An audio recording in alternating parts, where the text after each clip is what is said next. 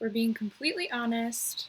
Writing a cover letter can be one of the most daunting parts of the job search process. But there's good news. You can absolutely do it. This presentation is going to give you an overview of what a cover letter is and what you can include in your cover letter to hopefully stand out to potential future employers.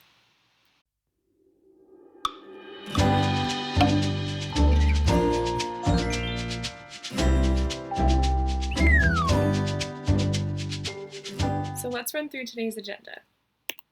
First, we'll provide an overview of what a cover letter is and what purpose it serves. Next, we'll discuss the sections of the cover letter and what should be included in each. Then we'll discuss the format of a cover letter. And last but not least, we'll talk about additional do's and don'ts. So let's get started. So what is a cover letter, aka covering letter, aka application letter?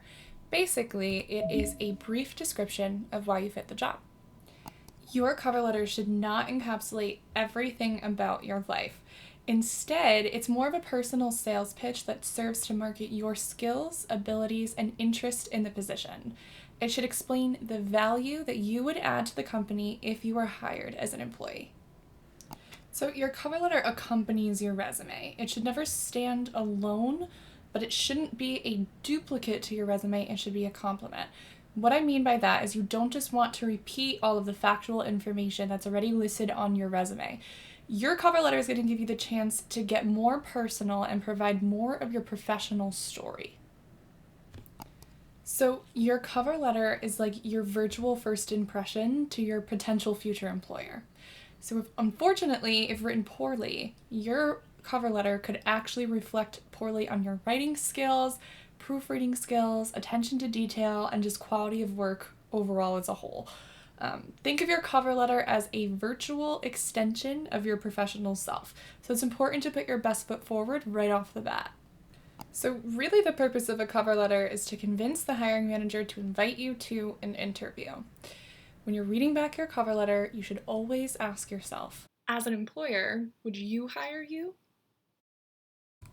So you have 3 main goals of writing your cover letter. They are: number 1, convey why you want to work for the company.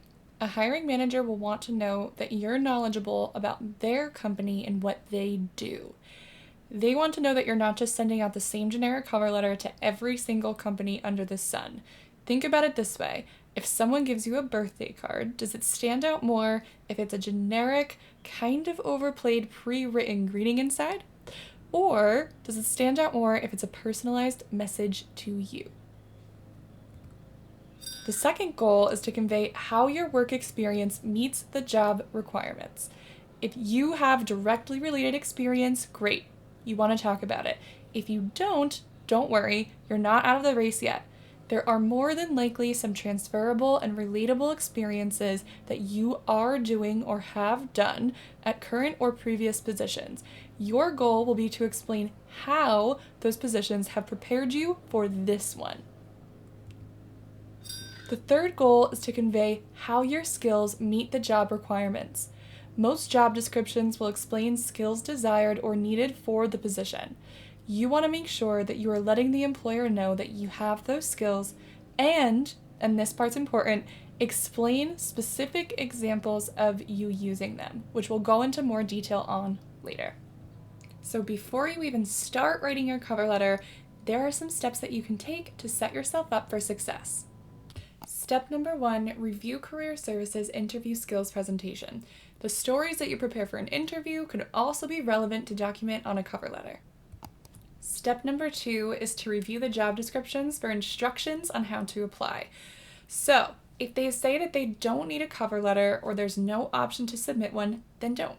It's less work for you, and more is not always more in this specific scenario. So imagine the cover letter that you choose to submit is the reason, for whatever reason it is, that they decide to not call you back for an interview.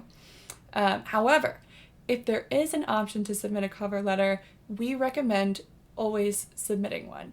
Reason being, even if it's an unconscious thing, employer might give preference to candidates who do submit cover letters because it shows more effort, and that's if, again, they do leave it optional. Now, when you're reviewing the job description, we recommend to make a list of 5 to 10 keywords that the employer is looking for. We'll go over a little bit later in the presentation how to identify keywords and then how to turn around and make the content on your cover letter relevant to those. But just know when you're first reading through the job description, pay attention to those keywords and try to pick out like 5 to 10. Step number 3 is to do company research. So this includes their social media and website, paying close attention to their about section and their vision, mission, and values, reading articles in the news or company reviews that can give you insight into what it's like working for them. So why do you want to do all of this? Because again, companies want to know that you're not just sending this cover letter out to every company, that you know about their company specifically. So when you can drop some knowledge about their company or tailor your cover letter to meet the mission that they have or the values that they have, that's going to be impressive to the employers. Beyond that, though, you want to make sure that this is a company where you can really see yourself working and you believe in, right? So what if their specific values don't align with yours, or something that they're trying to accomplish doesn't align with your beliefs, or you read multiple reviews about what it's like working for the company that don't sit well with you. So you just really want to make sure that this is a company that you can see yourself working for and be able to align your cover letter with the things that they're trying to accomplish and what they really believe in. Okay, and last but not least, the 4th goal is to research the industry and current trends. So it's important to do this for your cover letter, but it's also important to do this for the job search as a whole. For example, if you are applying to a job in the tech field, you want to make sure that you are aware of up-and-coming technologies that are widely used. You want to be able to flex your current up-to-date knowledge in the industry that you want to be a part of. Although it's really important to identify current industry trends, it is also very important to identify industry challenges.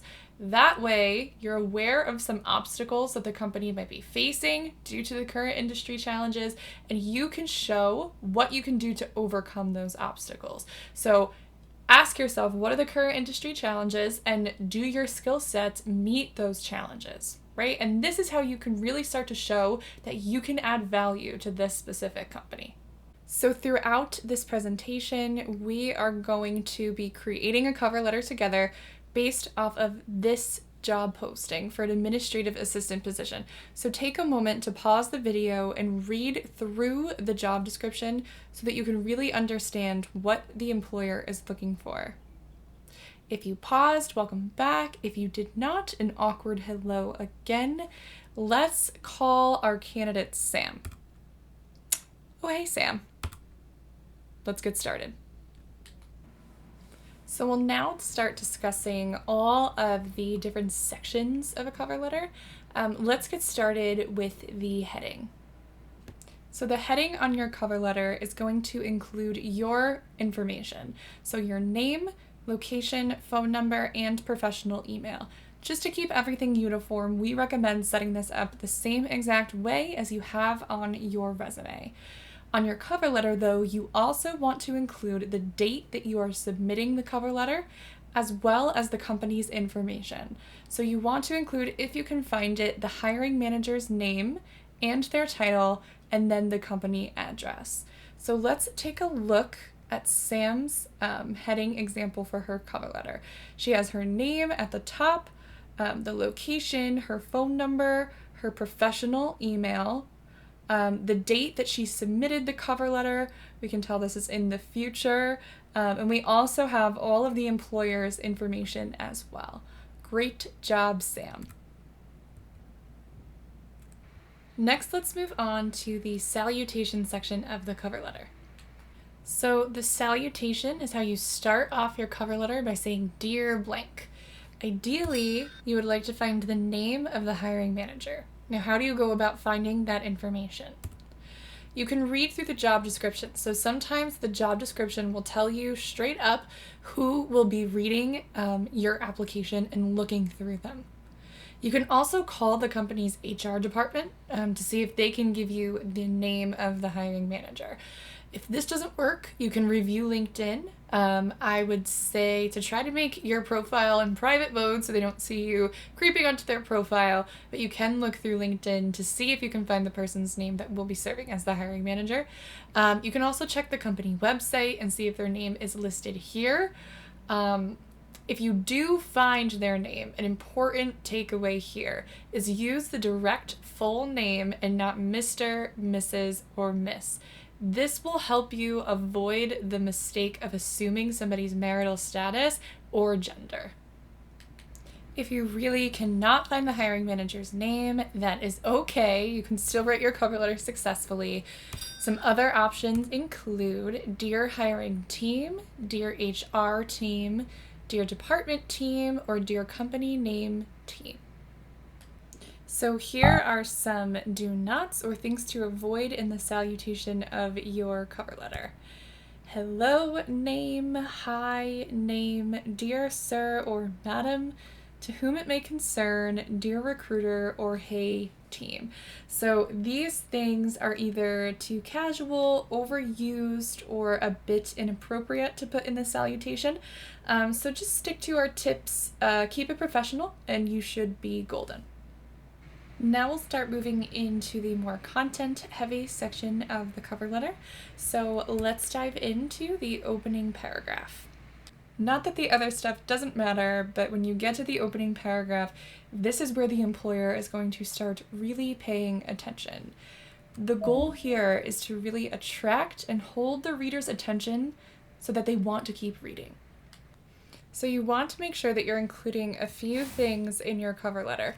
Number one, you want to talk about the name of the position. So they want to know right off the bat why they're reading this letter. Number two, you want to mention where you saw this position. Where did you stumble upon it? Were you looking through their internal job board on their website? Did you find it on an external job board like Indeed.com or Monster? If you were referred to the position by an internal candidate, you can include their name with their permission, of course, but really just where did you come across this job posting? Some high-level experience and skills. So you don't want to go into crazy detail here and completely overwhelm them in the first paragraph. You have plenty more cover letter to start going into detail, but if you identify a few skills and experiences that you can drop here, you can start to give the reader a real idea of who you are as a candidate. And finally, possibly include achievements that show why you are a strong candidate. So again, this is not the place to go into every achievement that you've ever had, but mentioning one or two relevant and strong achievements could give the reader motivation to really want to keep reading. Okay, so let's talk about the opening statement. So something like this is fine and standard. This letter is in reference to the X position I saw posted on X website. That's okay, but if possible, try to start with something that really hooks them. Keep in mind, the goal here is to really motivate them to keep reading and pique their interest. So if you can start with something like a small anecdote that showcases a success with numbers, an accomplishment, a fact you love about the company, a powerful name to drop with their permission, knowledge of current industry trends and challenges, or an interesting fact about you that shows passion, skill, or other great qualities, this can be a way to kind of separate yourself from those generic paragraph openers and opening sentences and start with something really unique that really might keep their attention. So let's take a moment to run through Sam's opening paragraph as an example. As a frequent customer of Worka Cosmetics, I am inspired by the company's ability to hold true to its value of sustainability while producing quality products. I came across the posting for the administrative assistant position on Indeed.com and was thrilled at the prospect of joining the company I believe in a role that matches my skill set, experience, and values. I am currently pursuing a degree in business administration and have been working as an office assistant for 2 years. I am also an advocate for green initiatives, often volunteering with New Jersey environmental organizations. I'm confident that my industry knowledge, passion for sustainability, administrative skills, and fluency in Spanish will make me an asset for Work It Cosmetics. So now let's dive into the central paragraph. This is the paragraph that's going to require the most work and attention to detail, but don't worry, we're here to give you a couple tips that will hopefully make the process a bit easier. So the goal of the central paragraph is to demonstrate interest that you can do the job and meet the company's specific needs. So this means that you want to convey what you have to offer that they would be interested in. In order to figure out what you really have to offer to the company, ask yourself the following question. So what is the company really looking for? And to answer this question, you want to first research the company. So that involves the company's vision, mission statement, values, company achievements, or company initiatives. So for example, Work It Cosmetics' mission is to create a sustainable makeup product that customers can love and trust. They value innovation, community, and quality. They received the 2019 Green Beauty Award. So all of this information can either be found on the company's website or in a quick Google search. It's not that hard to uncover and find.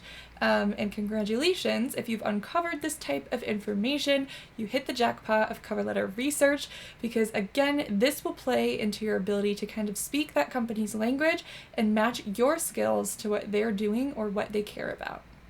So you also want to make sure that you are knowledgeable about current industry trends and challenges by researching the industry. For example, the retail landscape is shifting, causing companies to focus more heavily on e-commerce. Now, what would you do with this information? Well, knowing the current industry trends is going to allow you to sound knowledgeable in the field that you're trying to get into. So you don't want to sound like you don't know what's going on in the industry or your knowledge is a little out of date. You want to kind of flex your skills that you're very up to date in the industry that you're applying for. Knowing the challenges can work into your cover letter because you can explain the challenge and then explain your plan to overcome it. So again, that's going to be able to show how you can start adding value to this company and help them overcome any challenges that they may be experiencing. The other thing you want to make sure you're doing is studying the job description. And this includes the hard and soft skills listed on the job description, as well as the responsibilities and the requirements. So let me let you in on a little secret. The job description is like your cheat sheet, except guess what? It's not actually cheating. So it's guilt-free convenience. So what the job description is doing is really laying out the company's perfect candidate for that specific role. So what your cover letter should do is explain why you are that candidate. So let's go through the process together of going through a job description to figure out what they are looking for in a candidate. So here is the administrative assistant job summary for Work It Cosmetics, then the position that Sam is applying to. So where does Sam start? Well, she's going to want to look for themes or keywords that the employer is emphasizing multiple times throughout the job posting. What this is going to do is this is going to give her an idea of the things that are really important and stand out to the employer that they're looking for in a candidate. So take a moment, hit pause, and run through this job posting and try to identify 5 major themes. When you come back, we can compare and see if we picked out the same ones. Okay, welcome back. So let's run through the 5 main themes that we were able to identify throughout this job posting. Number 1 is organization. So as you can see from the yellow highlighted text, the theme of organization or roles and responsibilities having to do with organization were mentioned frequently throughout the job posting. Number 2 was being proactive. So if you take a look at the pink highlighted text, you can see that they use the word proactive and self-starter. So obviously these are 2 different words, so there's a little reading between the lines here, but they mean pretty much the same thing. So the idea of somebody is proactive, who starts and has initiative on their own, is something that's important to this employer for this specific role. Theme number 3 was interpersonal skills or communication. So chances are, no matter what job you're applying to, this might be one of the skills that's high up on the employer's list, because you're going to have to interact with people and communicate with people in almost any role, but that holds true to this specific employer. So they mention either skills or roles having to do with communication and interaction with others multiple times, as you can see by the text highlighted in orange. Next is being detail-oriented. So again, they mention this multiple times throughout the job description.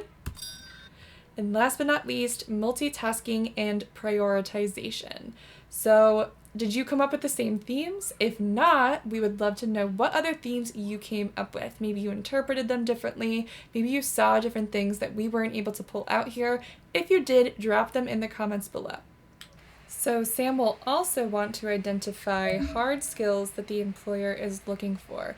And this includes things such as language. So as you can see, the employer is looking for somebody who speaks Spanish, and this is a required skill that they have. But also any sort of technical programs that you're aware of or competencies that you have. So this employer wants somebody who knows how to use Microsoft Suite, and they prefer somebody who is familiar with data entry or has 1 year of experience with data entry and 1 year of experience with QuickBooks. So it's important to note here that these things are preferred but not required. So that doesn't mean that you can't apply to the job position or that you're immediately out if you don't know how to use these things. But if you do have these specific technical competencies, then you know that it's important that these things are included in your cover letter. Okay, so once you finish digging through the job post, the research portion of writing your cover letter is pretty much over. So now you want to ask yourself, how do I meet these needs? So how do I, as an individual candidate, stick out from the rest by really matching what the employer is looking for? So let's use the themes that we identified to see how Sam answered those questions. So when it comes to organization, Sam knows that she has managed 20 plus staff calendars and appointments, and she has prepared all outgoing mail and correspondence. So these are specific examples of what Sam has done to match the competency of organization. When it comes to being proactive, Sam created a new alphabetized filing system and created new shareable call logs.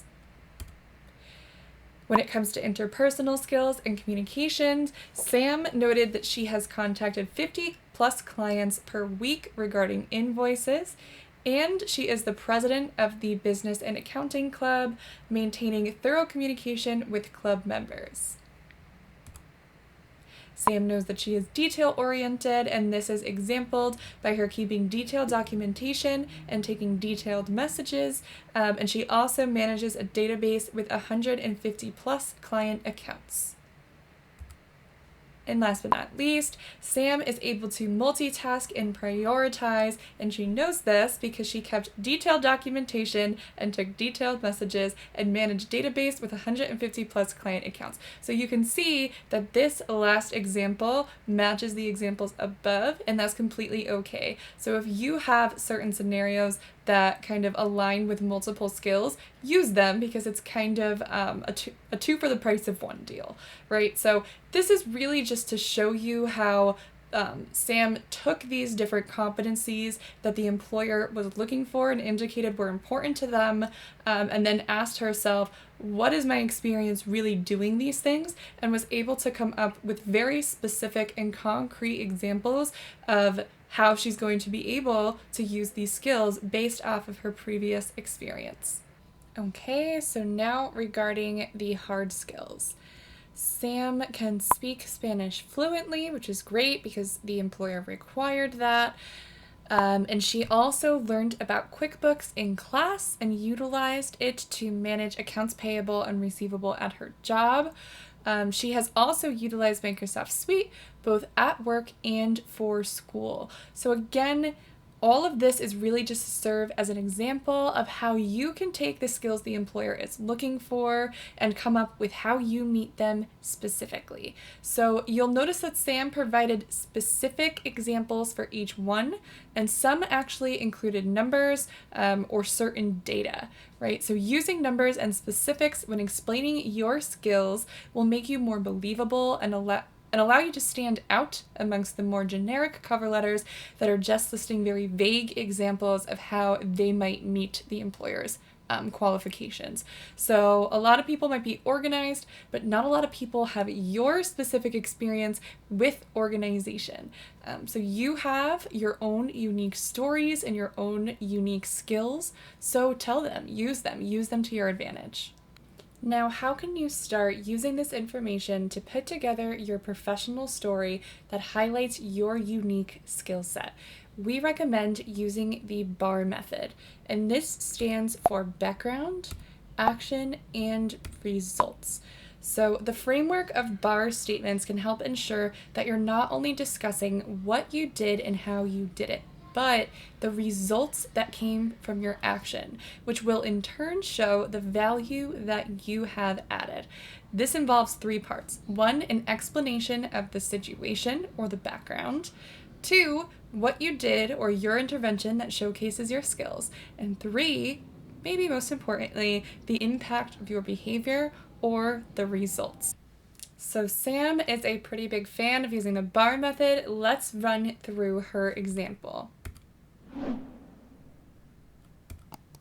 While working as an administrative assistant for Bryan & Co., I received 100 phone calls a day.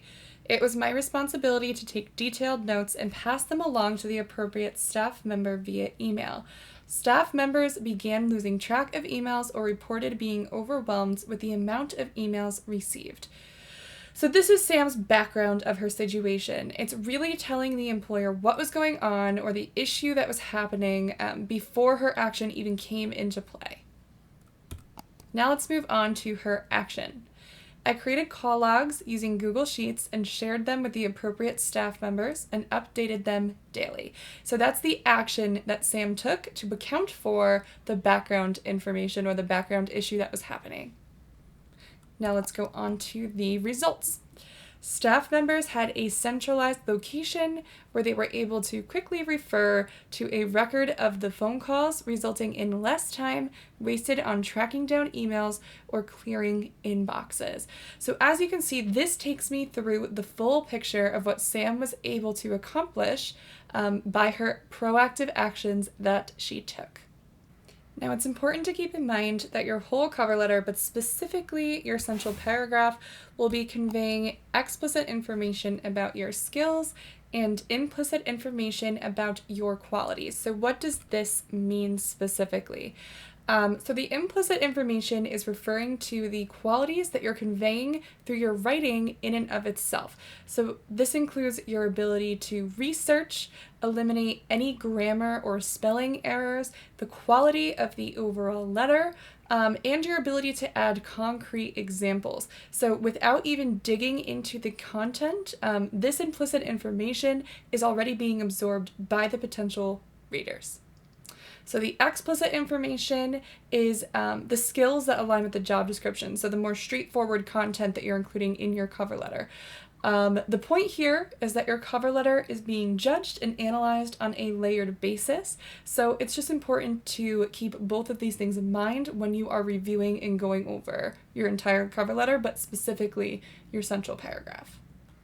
So I also want to talk about how to address salary requirements. So if the application specifies that they would like you to list your salary requirement or the minimum compensation you need to accept a job offer, it can get a little tricky in how to do this appropriately. So please note that you should only include this information if you are specifically asked for it. So why might companies ask? One, they could be trying to screen you out if your salary requirement is too high, but they might also be evaluating your skill set based on your ask, so you don't want to undersell yourself either. So the number that you come up with for your salary requirement can be based on a couple different things. Number 1, your prior salary history. Number 2, your previous work experience. Do you have a lot of relevant experience? Well, this would make you more valuable. Number 3, your skills. Number 4, the industry or market. So what are the average salaries of the position that you're applying for in your area that you're living in? You can find these averages online, and you can use this to help you come up with a number that's somewhere in that range. So you can use places like ONET or the Occupational Outlook Handbook, or even just usually a quick Google search will give you those averages of the salaries for relevant positions in your area. And also, the cost of living can factor into what salary you need to, well, live. So the goal to listing your salary requirement is really to limit risk. You want to play it as safe as possible, and you don't want to over or undersell yourself. In order to do this, we recommend doing the following. So number 1, listing a salary range. So for example, instead of a hard 50K, maybe I want to list 50 to 55K. And what this does is it gives the employer a little bit more wiggle room to play with. My God.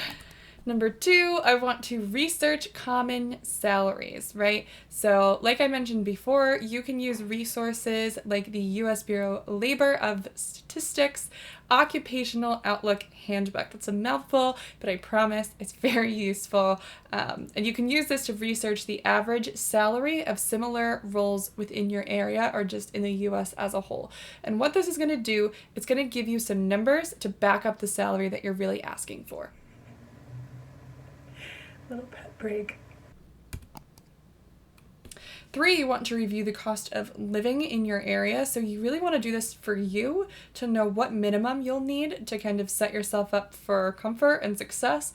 But you also want to do this to help your case for the salary that you're asking for as well. This will be another number that can back you up.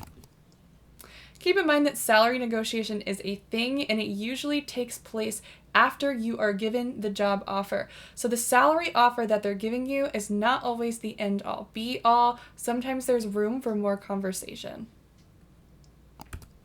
Keep it brief. So you don't want to go on and on about the salary and the number. You want to keep it as brief as possible. Just do a quick mention of it. If they have questions, they'll ask later. So as much as you possibly can, you want to get your foot in the door before you start having in-depth conversations about salaries and all that good stuff, as tempting as it is to have right in the beginning. And lastly, use this in the last sentence in the central paragraph. So that way it's kind of sandwiched in the middle. You're not starting your cover letter off with the salary that you're looking for, but it's also not the last impression that you're leaving on the employer. Also, putting it in the middle paragraph allows it to be located right next to you explaining your skills and value, so that's pretty good placement if you ask me. Okay, so let's read through Sam's central paragraph that she came up with. I am aware that you are searching for a candidate who is a proactive self-starter. While working as an administrative assistant for Bryan & Co., it was my responsibility to receive over 100 phone calls a day and distribute detailed notes to the appropriate staff members. Staff members began losing track of emails or reported being overwhelmed with the amount of emails received. I created a shareable call log using Google Sheets, where they were able to quickly refer to a record of phone calls, resulting in less time wasted tracking down emails or clearing inboxes. I was also responsible for managing accounts payable, receivable for 150 plus clients and vendors. I took it upon myself to master QuickBooks so that I could track and manage each account with ease, resulting in increased efficiency and timeliness. As an administrative assistant, I was sure to document my daily to-do list, which averaged 20 plus items a day. I then ranked them by importance and ensured that all were completed in a timely manner. To ensure that my prioritization was reflective of the company's needs, I created a Google form where my supervisor could submit any pressing matters to be worked on. I would hire you too, Sam. Moving on, let's talk about the closing paragraph and the signature of the cover letter. So the goal of your closing paragraph is to make a lasting impression on the reader. You want to end your cover letter on a positive note that reminds them of the great candidate you are. So your closing paragraph contains, number one, specific information. So you don't just want a generic ending. You want your closing to be specific, just as the rest of your letter has been. You want a reiteration of your interest in the position and your fit for the position. So you don't have to go into full-blown detail here. It's just one paragraph, but leave reminders of the high-level information that's important for them to remember. And a simple final sentence will do. So something along the lines of, "Thank you for your time and consideration." So here are some examples of things that would sound good to include in your cover letter. I'd be thrilled to learn more about this job opening and how I can help Oren Co.'s mission to deliver IT excellence. I'd love to show you how my success at GLTI can translate to real marketing ROI growth for Davidson and Littman. I believe my skills and drive will blossom in this job because of the renowned support Fair Donaldson Inc. gives to its team. If I'm hired for this job, I'll exemplify the passion and commitment that helped me grow Lachlan Hunt Corp's business by 45% in just 2 years. Now, on the opposite end, here are some things that maybe you should not write in your cover letter. Closing paragraph. Can we schedule a call to discuss how the company is blank? Please let me know a good time to meet to discuss the opportunity. I know I'll make a great employee. This opportunity is just perfect for me. It would mean the world if you could give me a shot. I'm looking forward to your call. I would love to talk with you in person. I would really love to work for your company.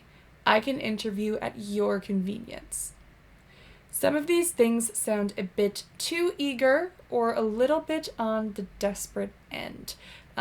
So again, including examples such as this, very specific examples that kind of give a solid follow-up are a good idea, but things such as this that are more general follow-ups that sound a little bit pressing or a little too eager might be things to exclude from the closing paragraph. Now, the exciting part, let's see what Sam came up with for her closing paragraph. It is my hope that the above examples are adequate proof of my fit for the administrative assistant position. My experience as an administrative assistant has made me a proactive and organized candidate with the ability to prioritize tasks successfully. As someone who believes in both Work It Cosmetics products and values of community, sustainability, and innovation, I'm excited at the prospect of being able to make a difference within your company. Thank you for your time and consideration. If you've made it to the signature/formal closing, congratulations. Your hard work is done. Until you have to write another cover letter. But never mind that. Let's get back to the good stuff. Here are some options that you can include. Sincerely, your name. Thank you for your consideration. Thank you. Best regards. And respectfully. These are all great, professional, nice-sounding formal closings. However, try to avoid the following. Cheers. Unprofessional. Affectionately. Too friendly. Take care. Too casual. See you soon. Presumptuous. XOXO. Inappropriate. Fondly. Informal. So pretty simple, pretty straightforward. Just keep it professional and you should be good to go. So here is Sam's signature and formal closing example. Best regards, Sam Braga. It's professional, and that's it. Something optional to include on your cover letter is the postscript or the PS to a letter. So this really works if it's the most important line in your cover letter. For example, P.S. It would be a privilege to share with you how I raise customer review scores by 35% at Wheeler Misner and how I could do the same for you. So as you can see, there's concrete examples here. It proves that this person would come with a lot of value. It's something that's very important to include on the cover letter. Something to not include as a postscript would be, P.S. I'd love to interview with XQY Inc. I can't wait to tell you all about my great qualifications. So this is pretty general, it's non-specific. There's no real purpose of this being a P.S. to the letter. So including a P.S., it's very non-traditional, but it could be eye-catching, right? So because it's non-traditional, not everybody's doing it, it might specifically catch the employer's attention and draw their eye to something that's very important for them to know. However, keep in mind that it is a bit of a risky move. So let's go over Sam's postscript example. P.S. I would love to discuss how my knowledge of e-commerce could assist Work It Cosmetics' transition to online retail. So as you can see, she included specific, valuable information as that P.S. to her letter. So remember earlier in the presentation when I told you that your cover letter will be conveying implicit information. Part of that is the way that you format your cover letter and organize your information, because this is actually speaking to your implicit skills as a candidate. So here are some basics. Your cover letter should be one page. Remember that the employer is receiving a ton of applications, so thus they have a ton of cover letters to look through. You don't want to overwhelm them with a 5-page essay. Just keep it to one page and include the most relevant and crucial information. You should have about 300 to 400 words to fill up that one page. You want it to be single-spaced and have 1/2 inch to 1 inch margins. So if you have a lot to write and you want to clear up more room on the page, you can reduce your margins to 1/2 inch. If you have the opposite problem and you're having a tough time making your cover letter look full, you can squish the text more towards the middle by making it as large as 1 inch margins. You want your font to just be something simple, professional, and commonly used. We recommend keeping it the same font as you have on your resume, but something like Times New Roman, Arial, Calibri, Verdana, or Helvetica. And you want the size of your text to be somewhere between 11 and 12. Okay, so we're almost done, but before we leave, let's go through some additional cover letter do's and don'ts. So do have someone else proofread your cover letter. When we spend a lot of time working on something, it's hard to pick out errors. Allow someone to give you a different perspective. Don't include fluff, filler, or irrelevant information. So sometimes people like to fluff things up and make them sound fancy. Don't do that. Make things sound professional, but just enough to get to the point. Mention relevant and personal beliefs and passions. So you don't want to get too personal, but you can include some information that humanizes you and makes you a bit vulnerable. If you have an amazing story about why you're interested in the company or why you're passionate about the field, include it. This can drive connection with the reader. However, don't include information that is too personal. So they don't need to know how many family members you have or your favorite meal or anything that isn't relevant to the job, even though I do love food myself. Do convey enthusiasm and personality. You want to sound excited and non-robotic, but don't try to be funny.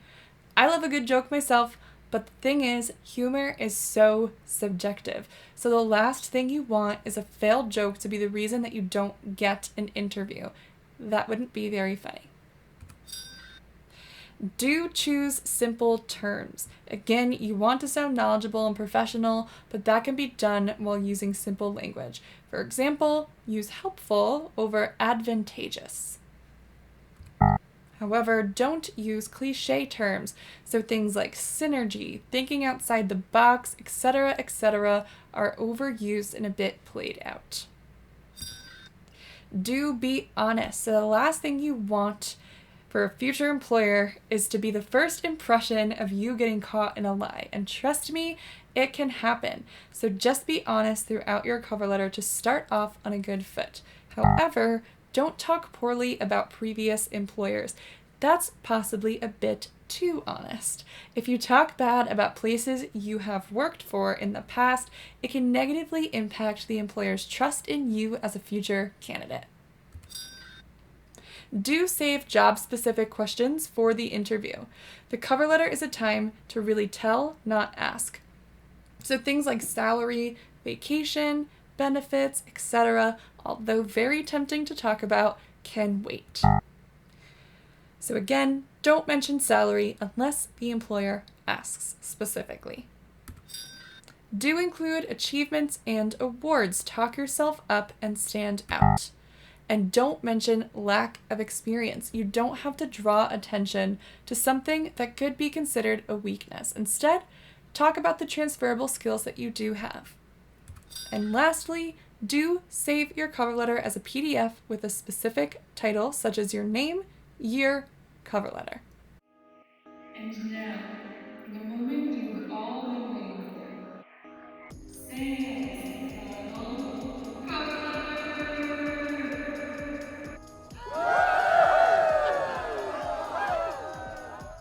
Okay, so this is the final finished product after all of that hard work that Sam put in. As you can see, we have her heading right up here.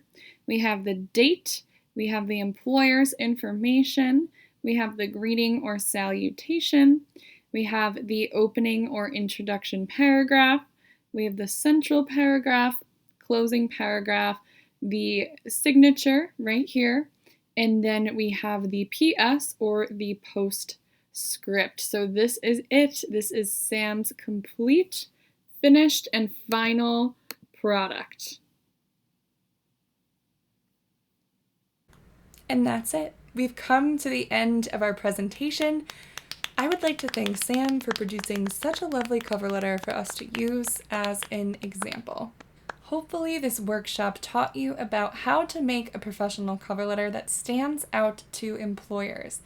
Thank you so much for listening. If you have any questions or need any assistance writing or editing your resume, or with any other career-related needs and you are an HCCC student, please reach out to us. We're always here to help.